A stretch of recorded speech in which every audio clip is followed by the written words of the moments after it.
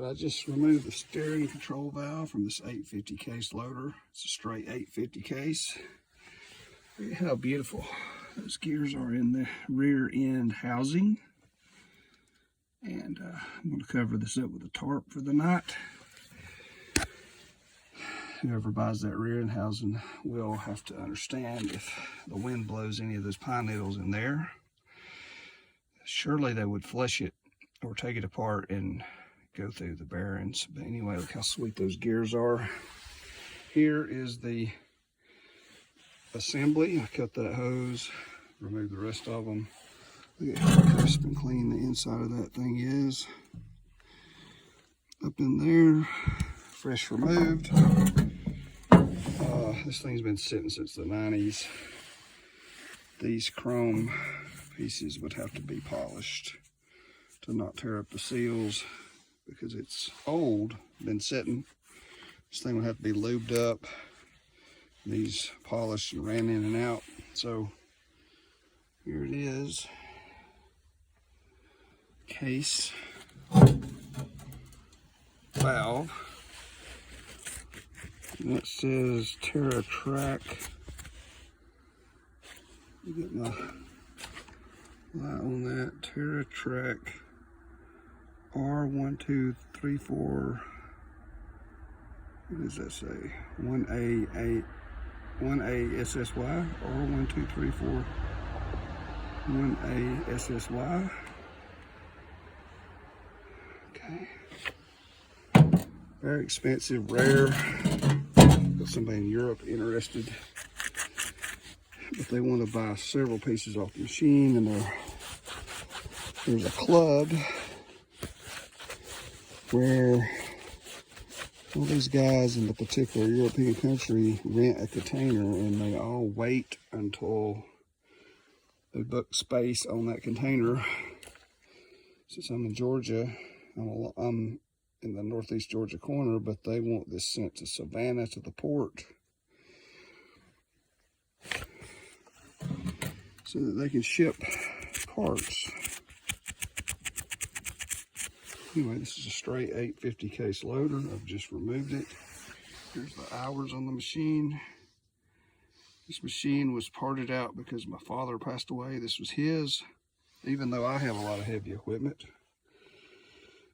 I remember him running this when I was young, but we're in the mountains, and in the 90s when the economy started booming, the case dealer really was terrible all of a sudden in my area. They were good out in the West and Midwest where people ran case tractors, but where I live, it's tourism and mountains and cabins and lakes.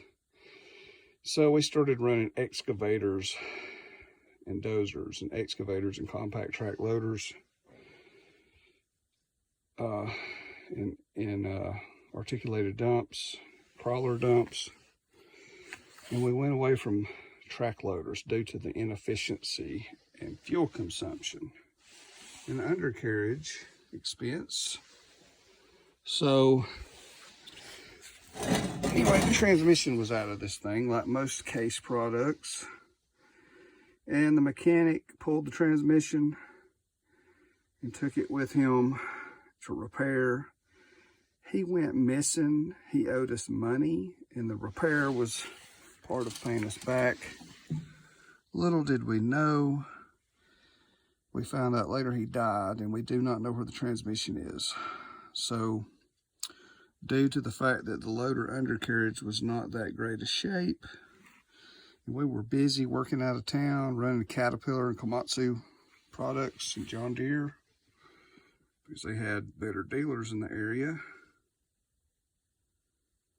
we gave up on this loader, and it just sat behind our shop. And so my dad passed away in 2018. I started parting this thing out because I have a highway coming through my shop and house, a highway project. Got a bunch of equipment that's old. These things are popular out west in the United States and up around New England the Midwest. They're just not popular in the South, in Europe and South America. And so I have nitpicked this machine to death, selling parts, lots of parts to Europe, Africa. Anyway, this is a very expensive item. It's rare. I've not seen one online anywhere. I've done a search. These things typically, well, not these, but I've seen case valves $1,700 and up, all the way up to $5,000. So this is a pretty sweet unit here. This is, I'm selling this as is, and I can't test it. The machine's been sitting. I've cut that hose. Remove the others. Cannot test it. There's no way to test it. It's too heavy to ship. It's got pine needles. It's too heavy to ship back and forth. I'm not Walmart. I can't warranty it. You need to be your own mechanic and engineer. See, that spins, but I don't, well, the seal's going to be torn out anyway. This needs to be lubed up. These need to be polished with a Dremel tool and emery cloth.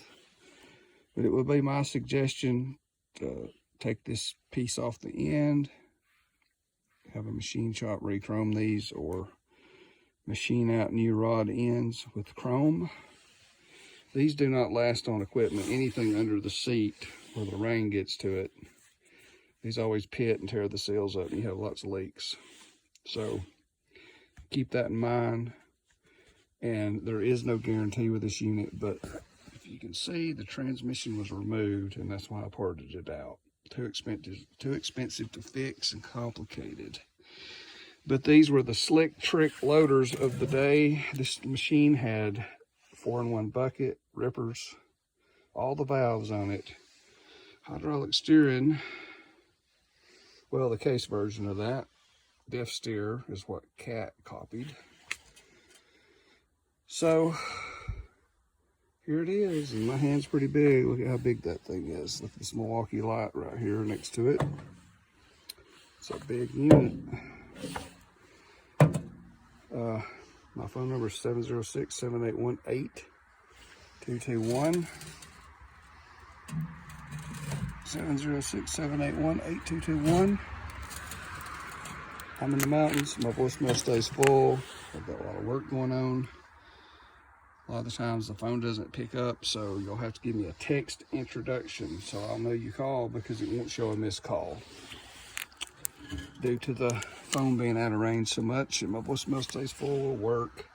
Send me a text message with your name, your question, your address. I accept PayPal.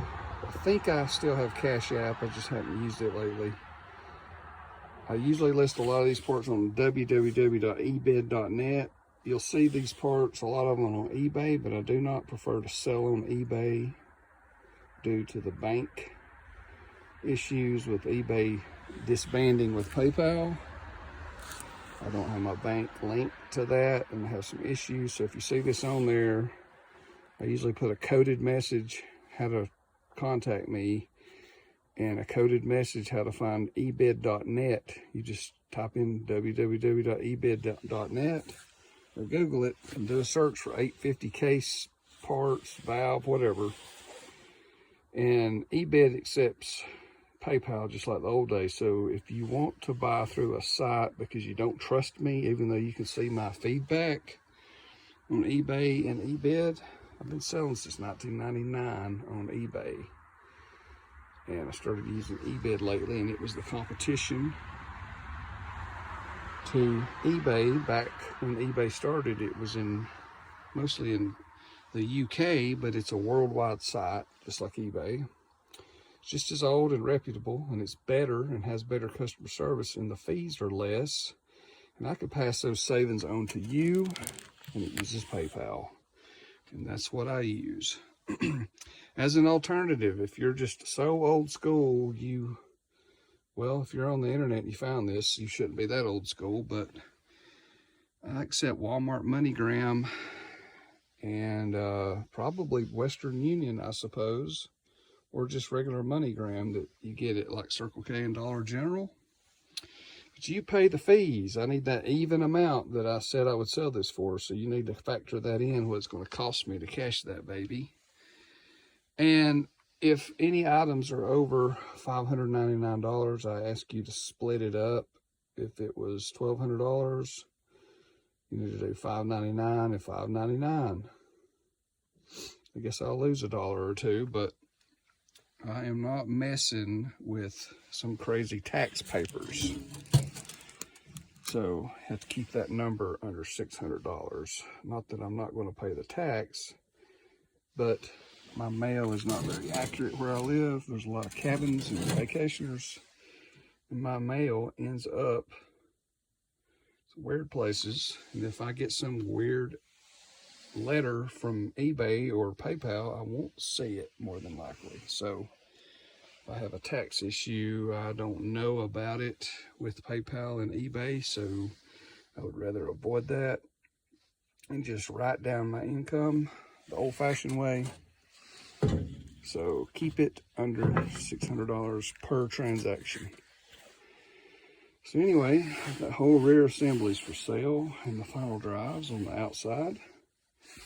And I've got all 3 valves.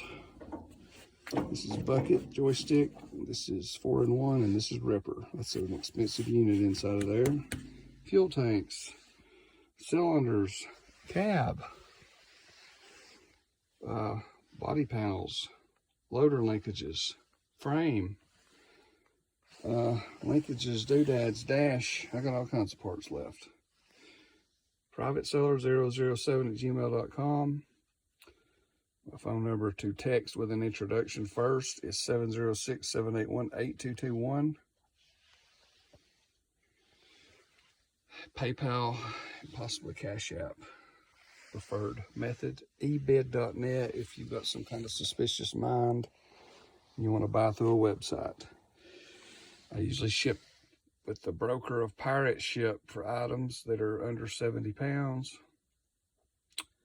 Shipping is expensive nowadays, and I usually find the cheapest, which is right now UPS Ground. It used to be Postal Service.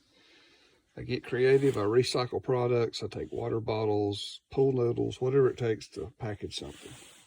So this is being sold as is, no warranty, no guarantee, untested, no bad feedback, no complaints. Be your own boss, be your own man, be a mechanic, understand the risks and scenarios of buying a used part. This would need to be cleaned up, lubricated, resealed, and O-ring. That's just my suggestion. These would need to be emery clothed.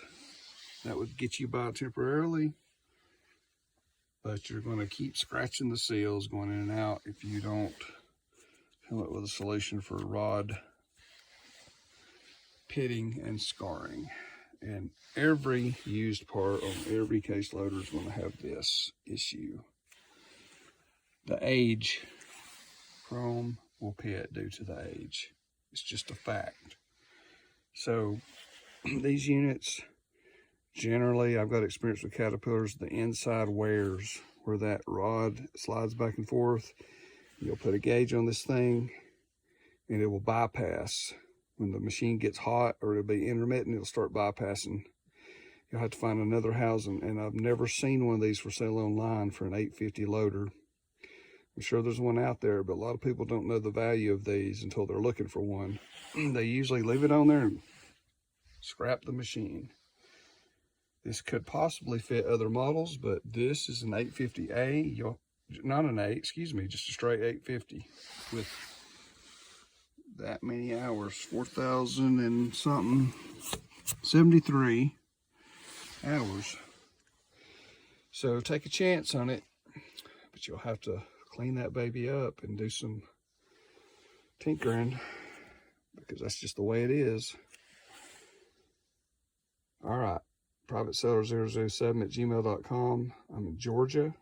I'm on the border of Tennessee and North Carolina and almost South Carolina. State of Georgia, United States of America. 2 hours or less from Atlanta, Chattanooga, Asheville, Knoxville, and Greenville. Clemson University's close. Helen, Georgia's close. Harris Cherokee Valley River Casino is close. And shipping is expensive, but I usually try to keep it exactly what it says it is. Just pass that cost on to you. So you buy the unit, then I'll weigh it, package it, you give me your address, and then that'll be a separate charge for the shipping. Two different things. I appreciate it if you're not lazy, because I'm going to go to the work of packaging this. I wouldn't want you to complain about paying me for the unit and then a second invoice for the shipping. Unless we come to some sort of agreement. It requires some work on your end too. I would appreciate it if you would be willing to meet me halfway and put some effort into the purchase of this. Thank you.